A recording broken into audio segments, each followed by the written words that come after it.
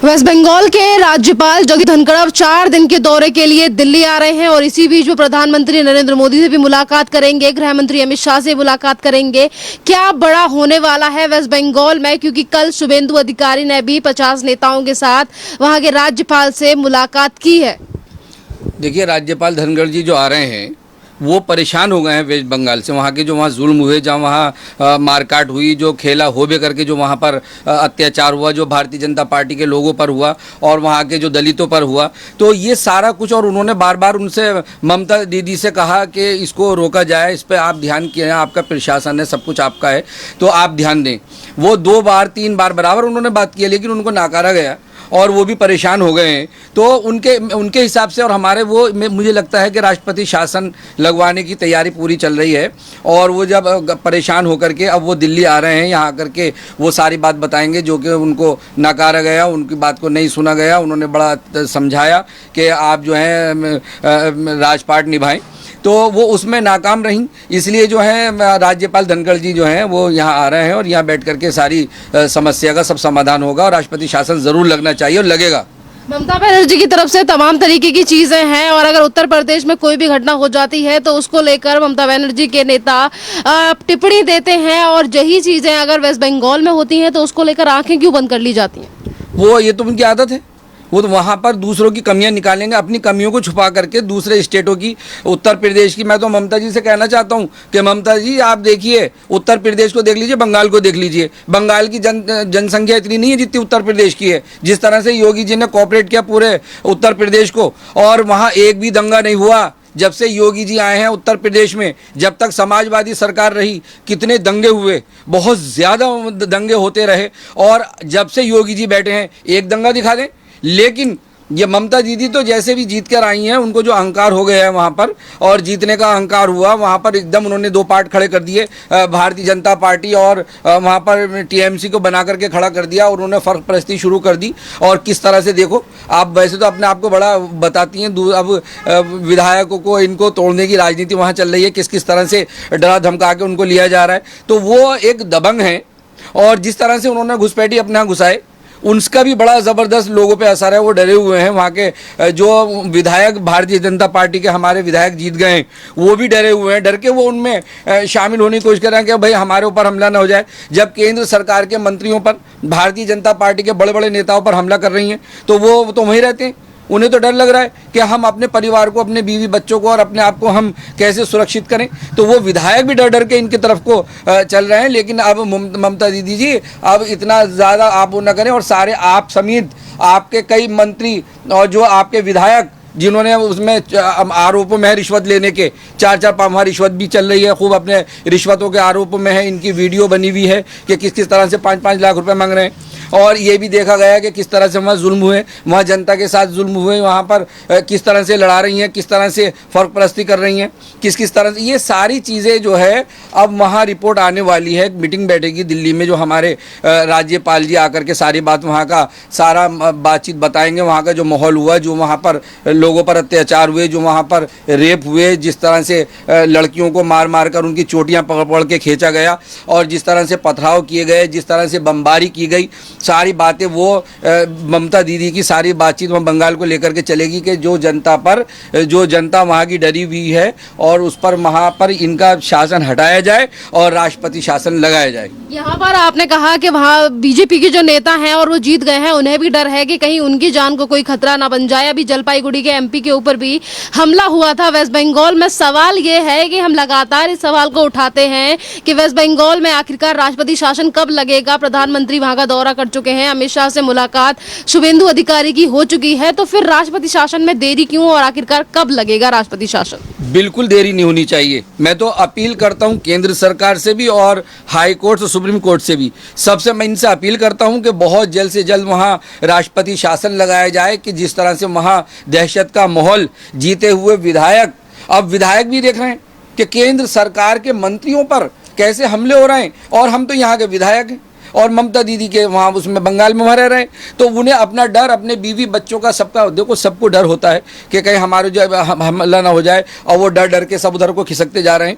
तो बहुत जल्द से जल्द राष्ट्रपति शासन लगाना चाहिए। जो वहाँ की दबंगगिरी, जो गुंडागर्दी, जिस तरह से अत्याचार, जो वहाँ के रेप, सारे वहाँ रुकना चाहिए, क्योंकि और वहाँ के बिजनेस, वहाँ के कारोबार बढ़ने चाहिए, और लोग की जो समस्याएं हैं वो हल होनी चाहिए। अभी तो बेचारी वहाँ की जनता जो है वो सब अभी महामारी में लगे हुए थे, सारे परेशानी में थे, और अब देखिए किस कदर रोजगार खराब हो गए हैं वहाँ पर। इस बात को तो ममता दीदी नहीं देख रही। अरे तुम तो ममता दीदी घरों में राशन भरो, उनका ध्यान करें, घर घर सर्वे करें, जनता को देखें। जिस तरह से जनता ने लहर साहब को जिताया, और आप जीतने के बाद इतनी अहंकार में आ गई हैं। आप तो सिर्फ मारधाड़ मारधाड़, अरे एक तो वैसे लोग परेशान हैं व्यापार से, और उधर आप झगड़े की राजनीति कर रही हैं। तो आपको तो बिल्कुल ही, मैं कहता हूं कि आपने पूरी शर्म अपनी उठा करके रख दी है। और एक महिला के नाम को मैं कहता हूं कि महिलाओं का दिल तो बड़ा नरम होता है, और बड़े उनको अब दीदी दीदी सब बहन बहन आपको करके बात कर रहे हैं, लेकिन आप जनता के लिए, बंगाल की जनता के लिए कुछ नहीं कर रही हैं। आप तो सिर्फ इस बात में लगी हुई हैं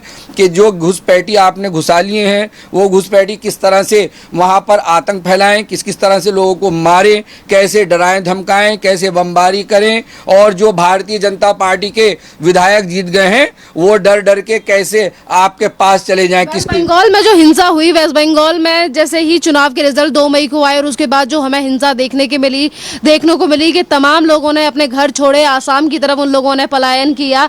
सवाल ये है कि आखिरकार जो भी बंदा इस चीज को लेकर, जो भी व्यक्ति इन सारी चीजों को लेकर आवाज उठाता है, उसे डराया धमकाया क्यों जाता है, फिर वो सूबे का राज्यपाल ही क्यों ना हो। बिल्कुल, वो डराने धमकाने की राजनीति बराबर चल रही है।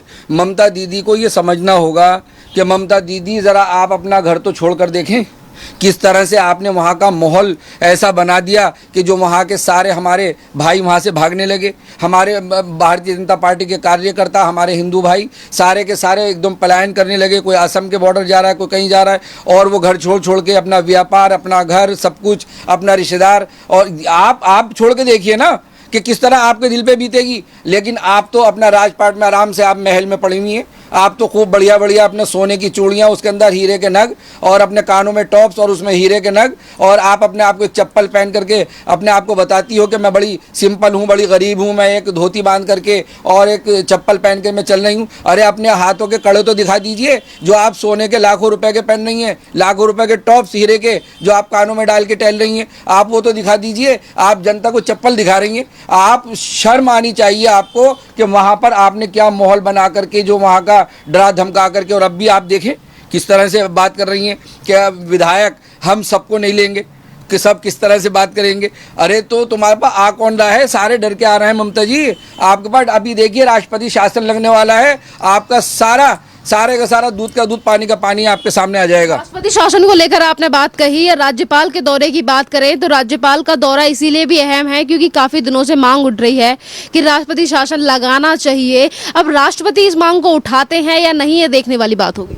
नहीं, राज्यपाल जी अपनी रिपोर्ट दें और उसके रिपोर्ट के आधार पर सोचा जाएगा। वैसे तो राष्ट्रपति जी को पूरा अधिकार होता है कि वो अपना राष्ट्रपति शासन लगा दें, लेकिन राज्यपाल जी की भी रिपोर्ट, अब वो जा रहे हैं, वो भी परेशान हो गए हैं, देख रहे हैं कि यहाँ पर क्या माहौल बना हुआ है, कितने प्रॉब्लम की बात है, बिजनेस ख़त्म हो गए हैं, लोग यहाँ महामारी में मर गए हैं, घरों में राशन नहीं है।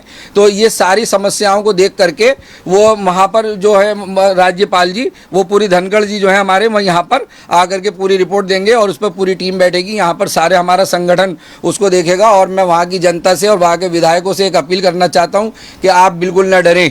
आपके साथ पूरी केंद्र सरकार खड़ी है, आपके साथ पूरी भारतीय जनता पार्टी खड़ी है, आपके साथ पूरा देश खड़ा है, आपके पास पूरा बंगाल की जनता, पूरे देश की जनता आप लोगों के साथ है। आप डर के इस तरह से पार्टी को न चेंज करें। आप जो जनता ने आपको जिताया और कमल के फूल से आपको जिताया, भारतीय जनता पार्टी से आपको जिताया, ये भी जनता के साथ एक गलत होगा कि जिस चिन्ह से हम जीत कर आए हैं, जिससे जनता की भावनाओं को ठेस न लगे। शुभेंदु अधिकारी वेस्ट बंगाल के प्रतिपक्ष के नेता हैं और कल उन्होंने मुलाकात की 50 नेताओं के साथ राज्यपाल जगदीप धनखड़ से। बात यह है कि जब भी मुलाकात होती है शुभेंदु अधिकारी और राज्यपाल धनखड़ की, और जब इससे रिलेटेड कोई सवाल पूछा जाता है ममता बनर्जी से, तो पीछे क्यों हो जाती हैं और क्यों बात नहीं करना चाहती शुभेंदु अधिकारी को लेकर?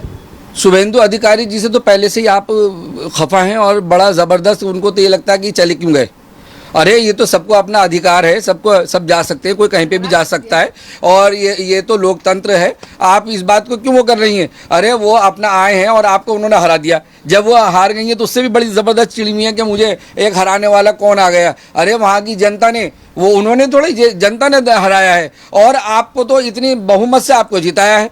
तो आप ये तो देखिए कि अगर एक सीट आप हार गई हैं तो इतना आप ज़बरदस्त आप घबरा गई हैं, इस तरह से लोगों पर आप अत्याचार कर रही हैं, ये सब नहीं करना चाहिए। और शुभेंदु अधिकारी जी, उनसे भी आप बात करें। आप राज्यपाल जी से भी आपने नकार दिया, उनसे भी बात नहीं करी, शुभेंदु अधिकारी जी से भी नहीं करी। अब वो परेशान होकर के अब शुभेंदु अधिकारी जी यहाँ आ गए थे, उन्होंने ममता बनर्जी एक तरफ बोलती हैं वो वेस्ट बंगाल की बेटी हैं, दूसरी तरफ जब 60 से या फिर 7 साल की बच्चियों का भी वेस्ट बंगाल में रेप हो जाता है और वो लोग जब सुप्रीम कोर्ट की तरफ बढ़ते हैं, उसको लेकर भी ममता बनर्जी की तरफ से या फिर महुआ मित्रा की तरफ से कोई बयान नहीं आता। आखिरकार क्यों जो रेप बंगाल में हुए हैं, वेस्ट बंगाल में हुए हैं, वो दिखाई नहीं देते बंगाल की बेटी को?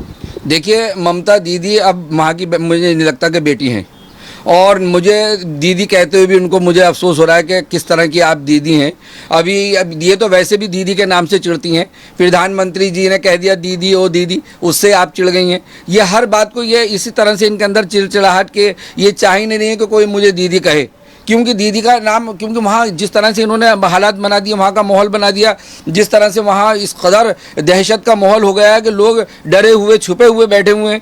तो ये सारी चीज़ें देखते हुए मैं तो समझता नहीं कि एक दीदी वाला इन्होंने वहाँ निभाया कि मैं वहाँ की बेटी हूँ, बेटी वाला कोई हक नहीं निभाया। बेटी तो सबकी बेटी है और सबका उन्हें प्यार होगा, पूरे बंगाल का होना चाहिए। बंगाल के 2 टुकड़े कर लिए तो आप कहाँ से वहाँ की बेटी हैं? मुझे नहीं लगता कि वहाँ की आप बेटी हैं और एक अच्छी बेटी हैं। मैं तो कहता हूँ आपसे भी मैं अपील करता हूं कि एक अच्छी बेटी बनके दिखाइए जो पूरे देश को एक मैसेज जाए।